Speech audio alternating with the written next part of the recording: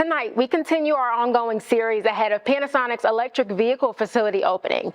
I've been examining government accountability, specifically the big tax cuts. $829 million in incentives are in play from Kansas alone. I sat down one-on-one with Kansas Governor Laura Kelly on their approach to the biggest deal in the state's history. Let's focus on the Kansas investment made possible by legislation named Apex. For months, taxpayers didn't know what it was for. I know there was a lot of discussion about the secrecy, but that's just the way that it works. You have to sign these non-disclosure agreements in order to be able to have open and honest conversations and to be able to wheel and deal and negotiate. Apex helped land Panasonic as long as the company held up their end of the deal. Accountability.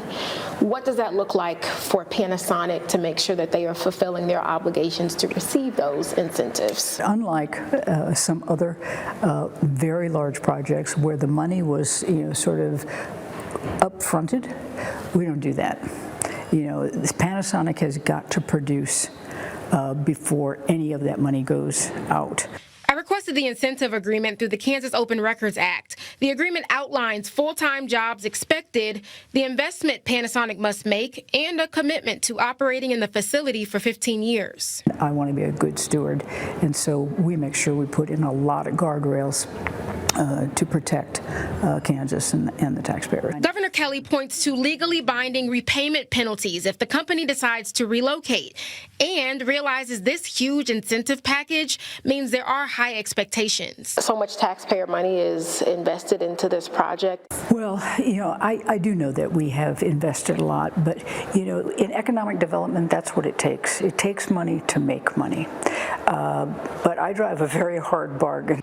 To you, what does success look like for Panasonic in Kansas? Property tax values, revenues from income taxes that will be generated by all these new jobs that will be in the area. It really truly will transform that entire corridor.